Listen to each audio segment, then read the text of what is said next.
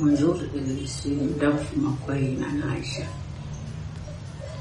Donc, je suis née de 12-11-52, bien 12-69. Et pour ceux qui me fonctionnent, donc j'ai été professeur du CEG.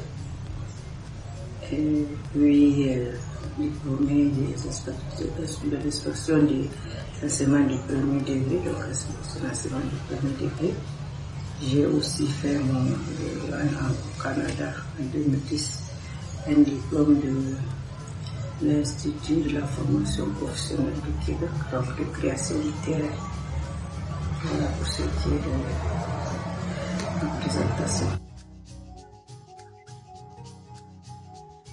Moi, dans le cadre du mouvement associatif, effectivement, et avec l'avènement de la démocratie pluraliste au Niger, en 1990, il y a eu une éclosion de l'organisation de la société civile, effectivement, les ONG, les associations. Et donc, en plus du fait que, avec le multipartisme, les uns et les autres, pour ceux qui étaient intéressés, s'affilier à des partis politiques, moi aussi je m'étais affilié à un parti politique.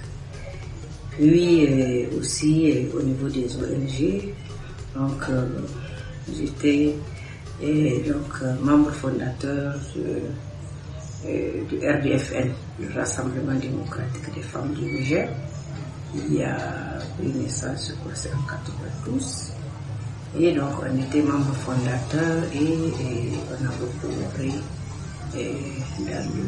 dans ce sens, notamment la défense des droits humains, particulièrement pour les femmes. Ensuite, j'ai aussi adhéré à l'association, la NDDH, donc en tant que secrétaire adjointe à la communication. Et là aussi j'étais dans ce domaine-là, même si par ailleurs je n'ai pas dans cette structure parce que j'ai eu une nomination.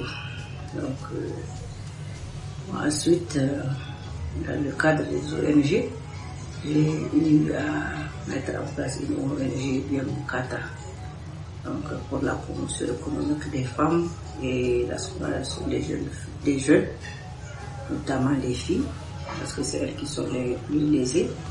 Et puis aussi IRDI, donc une autre ONG que j'ai eu à mettre en place, investissement responsable pour un développement inclusif.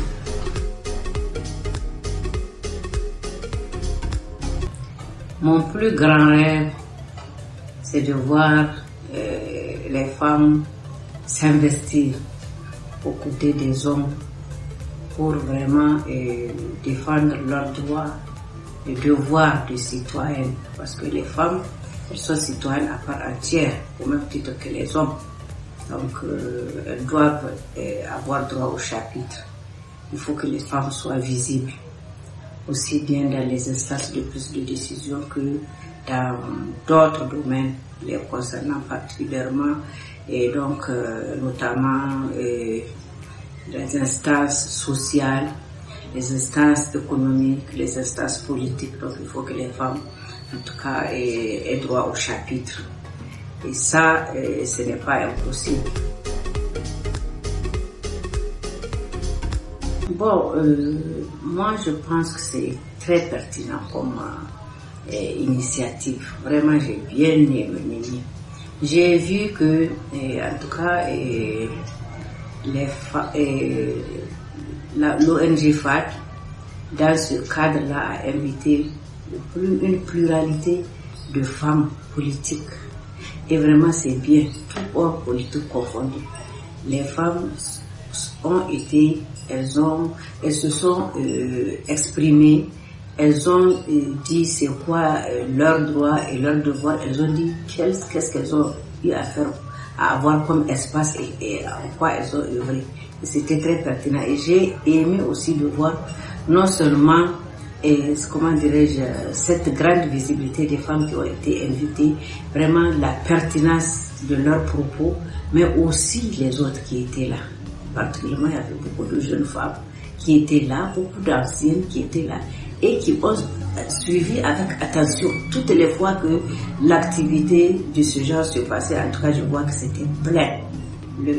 L'espace de FAD était plein et les gens étaient là, écoutaient attentivement, posaient des questions. Et les femmes qui étaient donc ciblées pour l'univers des femmes étaient à l'aise pour s'exprimer, pour dire qu'est-ce qu'elles ont fait, quels ont été leurs devoirs de citoyennes, comment elles ont apporté leur modeste contribution dans l'espace où elles étaient. Donc vraiment, je trouve que c'est une très très très belle initiative, vraiment une initiative à saluer et tout au mérite de l'ONG FAD. Oui, moi je pense que l'ONG FAD doit continuer et doit aller de l'avant. Ça, c'est un espace, c'est déjà fait. Bon, donc il y a eu beaucoup de femmes. Ça continue encore. Donc moi, je pense qu'il faut aller, par exemple, vers les femmes parlementaires, et vers les femmes en exercice ministre, aller vers aussi les jeunes leaders. Il y a beaucoup de jeunes leaders aussi qui ont des choses à dire. Donc, elles ont à partager, qui ont beaucoup d'expérience et qui peuvent inspirer d'autres jeunes qui sont peut-être là dans leur coin et qui se disent est-ce que je dois avancer, est-ce que. Donc moi je pense qu'il faut élargir, voir d'autres horizons, réfléchir et donc à qui approcher pour que tout le monde se sente concerné. Tout le monde se sente concerné. Et que au niveau des partis politiques aussi, moi je pense, il ne faut pas seulement se limiter aux femmes. C'est vrai, il y a les branches féminines des partis politiques. Il faut les encourager, voir qu'est-ce qu'elles font, de quoi elles ont besoin, comment quelles sont les contraintes auxquelles elles sont confrontées et qu'est-ce qu'elles peuvent faire pour améliorer. Donc non seulement ça, mais moi je me dis même les hommes politiques, il faut aussi de temps en temps les inviter, les écouter et de voir c'est quoi le partage de responsabilité avec les femmes qui sont dans leur parti politique et pourquoi souvent les femmes sont freinées, pourquoi elles sont à l'arrière-plan, pourquoi elles ne sont pas aux instances de prise de décision dans leur formation politique et pourquoi est-ce qu'eux s'attendent seulement à ce que les femmes aillent voter pour eux et que ces femmes-là n'aient pas droit au chapitre comme il se doit. Donc moi je pense que il faut aussi inviter les jeunes. Il faut les inviter, c'est très important. Tout comme je disais, les jeunes femmes aussi. Que beaucoup a été fait, c'est vrai. Il y a eu des efforts. Moi, je suis très fière de voir aujourd'hui qu'il y a une quarantaine, je crois, de femmes parlementaires. Je sais que le quota est là. Le quota n'est pas une solution achevée. Donc, on va de l'avant. Il faut que ça soit respecté et il faut aller de l'avant. Et le quota, c'est une voie vers la parité. Donc, moi, ce que je dis, il faut que les femmes continuent à mener la lutte. Qu'elles agissent en amont, qu'elles n'attendent pas, comme on le voit souvent, la fin, les résolutions prises par les partis politiques, par exemple, concernant les nominations, pour agir et pour revendiquer.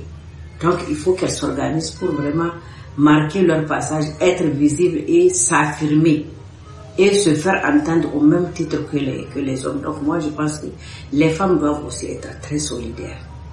Très solidaires, regarder dans la même direction et ne pas se laisser instrumentaliser.